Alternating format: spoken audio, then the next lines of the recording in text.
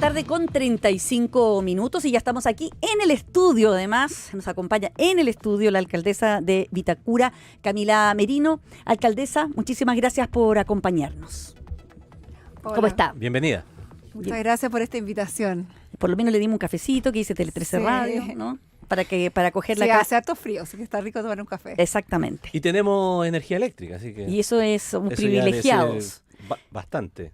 Bueno, hoy día tuvieron una reunión bien importante con los alcaldes, la SEC, las autoridades, pero también las empresas involucradas, ¿no? No, esta reunión Solamente la... fue con la superintendencia y también se sumó después el ministro de Energía. Ya. Y aquí lo que hicimos fue presentarle nuestro malestar de la situación que estamos enfrentando, de corte de suministro, de falta de información, porque todavía vemos muchas falencias en cuanto cuántos son los hogares afectados y también cuáles van a ser las fechas de restablecimiento del servicio. Y esto se agrega a que no vemos un plan robusto de solución. En él, nosotros anteriormente habíamos tenido reuniones con Enel en forma particular y también con el grupo de los alcaldes y nos mencionaban que tenían muchas cuadrillas en terreno, más de 200 cuadrillas en terreno, pero ni uno de los alcaldes veía estas cuadrillas. Es que eso es lo mismo que le iba a preguntar. Entonces, eso también nos preocupaba mucho porque al final, si no están los recursos, no va a haber una solución. Y Alcaldesa, sí, está sonándole el teléfono. vamos a apagar mejor.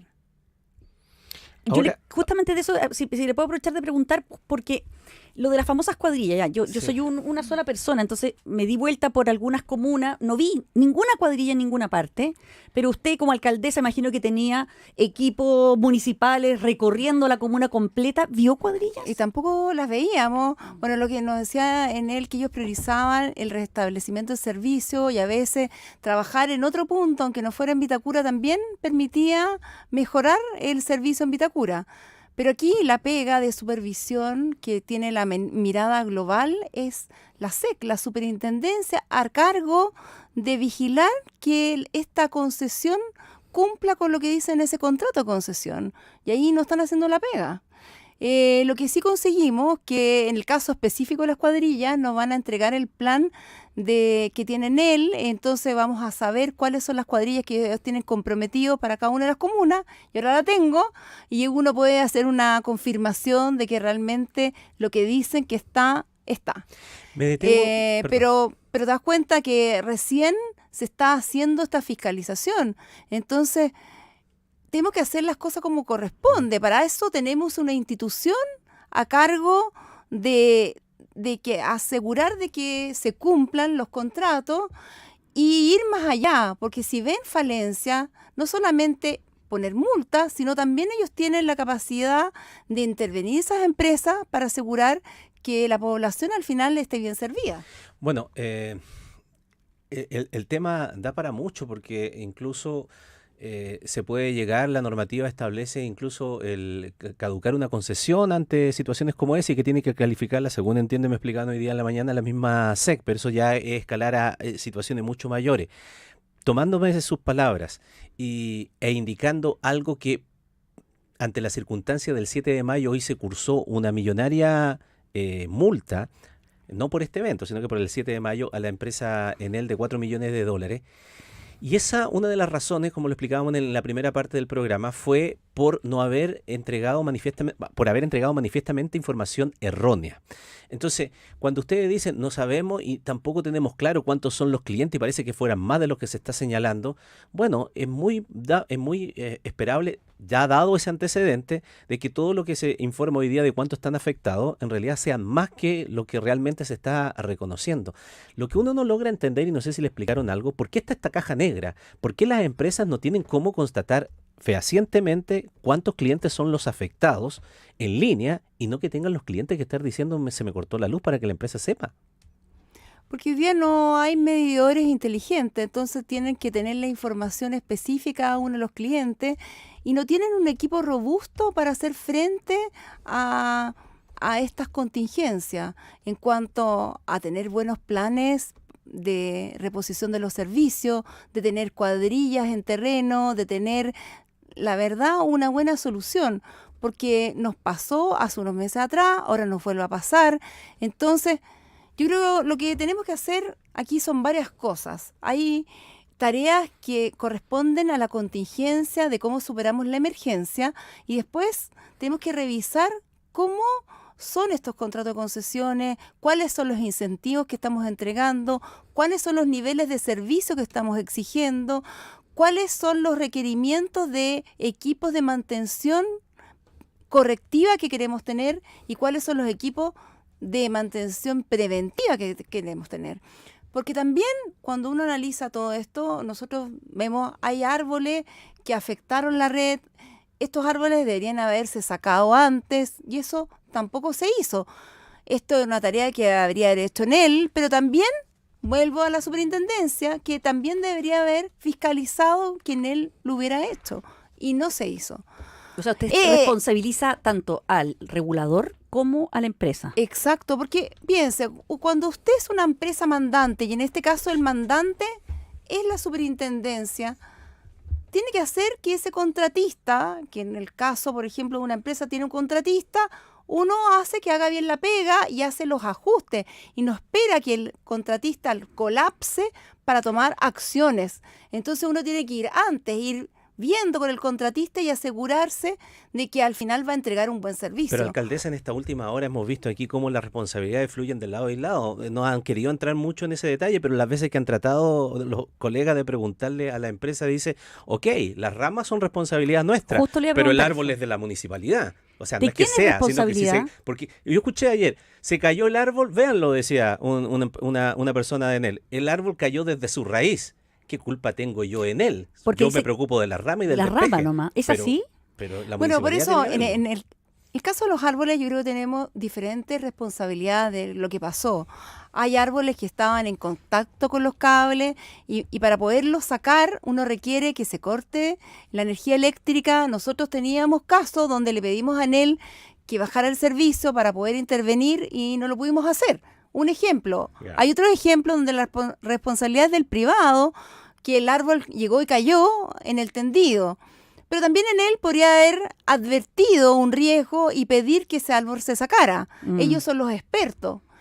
Y también está el cambio climático. Uno ve hoy día con estos vientos de más de 100 kilómetros por hora, que a lo mejor vamos a tener que tomar acciones más drásticas. Por ejemplo, en el caso nuestro, que tenemos eucaliptos grandes, los vamos a sacar, porque no son árboles adecuados al clima de esta zona, tienen raíces poco profundas y frente a grandes vientos, al final van a caerse. O ya se cayeron, o pueden caerse en el futuro. Entonces tenemos que prevenir y yo creo que esas son las cosas que vamos a tener que hacer cada uno de los municipios. Alcaldesa, y ya, supongamos que se cayó un árbol de la calle yo he visto, sobre pasajes que no podían, hay personas que no han podido salir todo el fin de semana, el árbol se cayó, nadie iba a sacarlo. ¿Quién tiene que sacar esos árboles que se cayeron? ¿Cuál es la regla ahí? Bueno, aquí también depende. Cuando hay un árbol que no está cerca de un tendido eléctrico, lo pueden hacer las municipalidades. Y nosotros estuvimos recorriendo desde el primer minuto, desde la noche, la madrugada del viernes, estuvimos recorriendo y sacando árboles. Pero cuando están en contacto con cables energizados, no podemos porque es muy riesgoso y arriesgamos que tener un accidente fatal. Entonces tenemos que pedirle ahí a Enel que baje la corriente, asegurar de que no está energizado el cable y ahí recién podemos nosotros intervenir. ¿Y eso tardó mucho para lo que usted vio este fin de semana? Y eso tardó porque eran muchos los puntos, nosotros insistíamos en los puntos más riesgosos. Pero si no había luz, yo digo, claramente no había luz, entonces no estaría los cables. No, que no es tan así, porque en algunas zonas sí había y estaban los cables energizados y teníamos las chispas. Ya. Entonces no se podía abordar y teníamos que asegurar, no pueden haber corrientes residuales y no queremos tener un accidente fatal. Claro. Entonces hay que hacer las cosas bien.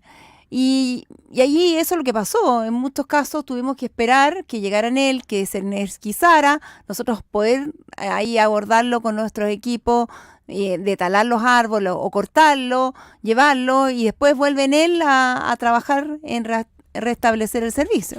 ¿Qué le parece las explicaciones que se han dado ni siquiera en este evento, sino que antes, porque esto es continuo, los reclamos respecto de la respuesta de la empresa eléctrica ante eventualidades ya tiene varios capítulos hacia atrás y varias multas, o sea, hay historias sobre esto. Pero cuando se vino esta situación de el descongelamiento de las tarifas eléctricas, una de las cosas que se dijo fue precisamente que el hecho de haber mantenido congeladas durante mucho tiempo las tarifas eléctricas le había impedido también a estas empresas hacer inversiones. Inversiones, de lo que estamos hablando, y que por lo tanto era totalmente, entre comillas, entendible, tal vez todos estos problemas que se tenían producto de eso mismo. Si no hay más entrada y está congelada la tarifa, bueno, tampoco puedo exigirle a esa empresa que haga tantas inversiones de manera preventiva. Eso se dijo en algún instante. ¿Qué le parece esa respuesta o esa explicación? Bueno, ellos sabían que iban a tener los recursos después, pero cuando uno ve la regulación, uno ve que los niveles de servicio que se exige a estas empresas es bajo, es un 95%. Entonces, cuando uno tiene un 5% de clientes afectados, eso es mucho. Entonces tenemos que revisar los niveles de servicio. Y después el número de cuadrillas exigidas por el contrato también es muy baja. Entonces si va a haber un frente a alguna emergencia, que Chile siempre tenemos, que tenemos un terremoto, tenemos cualquier emergencia de la naturaleza, tenemos que tener equipos preparados para poder abordarla. Y claramente estas emergencias, la de mayo, ha demostrado de que es insuficiente la respuesta a los problemas que se presentan.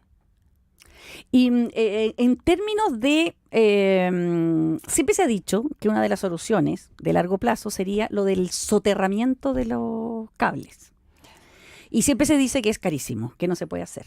Pero yo veía las multas que ha pagado en él, por ejemplo, por estos emergencias no bien resueltas, como 23.000 millones de pesos. ¿No se podría sacar de ahí el dinero para soterrar? ¿Cómo es el sistema y quién se tendría que hacer cargo de todo esto? Mira, soterrar es muy caro. Yo creo que lo que tenemos que trabajar cómo bajar esos costos de soterramiento, porque hoy día estamos hablando como 1,5 millones de pesos el metro de línea soterrada. Eso es muy, muy caro. Entonces tiene que ser para cosas específicas. ¿Y por qué es tan caro, alcaldesa? Porque me decían que la parte más cara era bajar los cables que están arriba, o sea, los postes están puestos y está lleno de cables sin uso. Y que era carísimo simplemente seleccionar, digamos, sacar todo lo que es basura de los cables que realmente había que soterrar. No sé, yo soy ignorante, entonces le preguntaba a usted como si se sabe. Mira, estos generalmente son al final servicios más cautivos, lo hacen las mismas empresas en el que tú las cotizas y no están los incentivos para hacer a costo más bajo. La propia Enel da el soterramiento. Y entonces, y las soluciones yo creo que tenemos que pensarlas ingeniermente cómo hacerlas más costo eficiente. Y eso es una solución bien de largo plazo. Nosotros estamos con algunos proyectos en Vitacura, en toda la zona de Alonso de Córdoba, pero son proyectos grandes y no los podemos abordar en todas las situaciones. Lo que tenemos que hacer es los estándares en la red eléctrica que sea mejor, cables que estén recubiertos, entonces no ahí tienes menos problemas de al contacto hagan cortocircuito. También todos los cables de las telecomunicaciones recargan los postes. Tenemos que hacer que se limpien esos cables en desuso. Y aquí uno vuelve a lo ineficiente que es el Estado.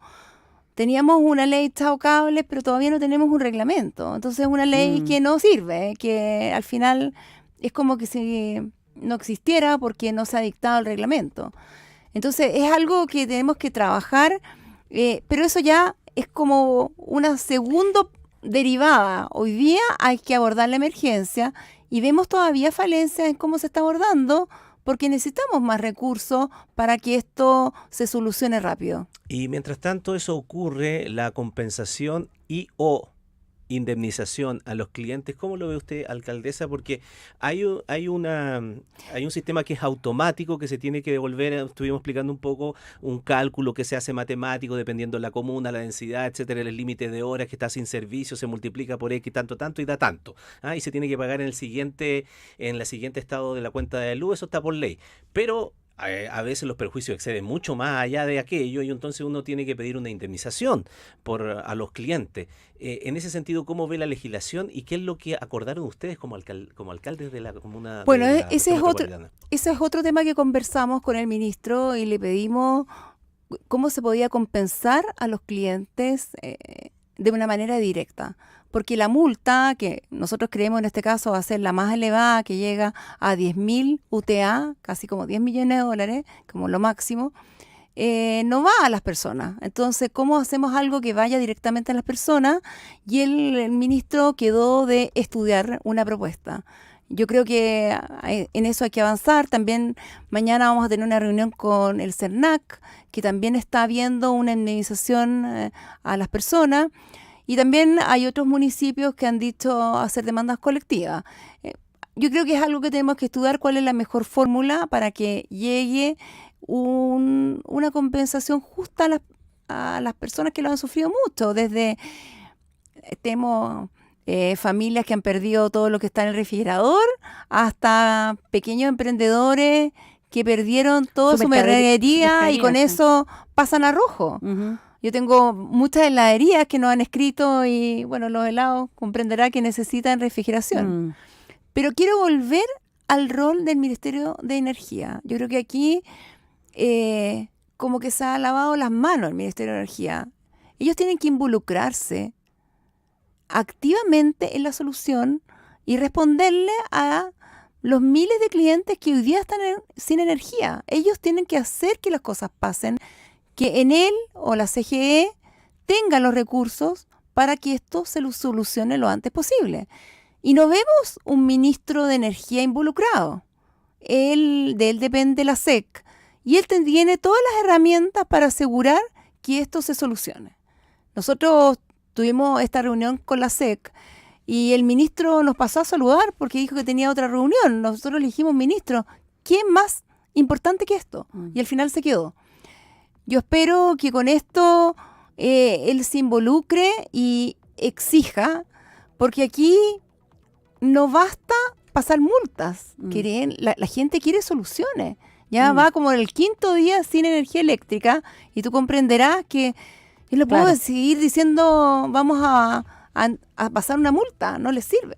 Muy bien. Muchísimas gracias, alcaldesa Camila Merino, alcaldesa de Vitacura, por conversar con nosotros aquí en Conexión. Gracias, alcaldesa. Gracias. Buenas tardes. Que esté bien.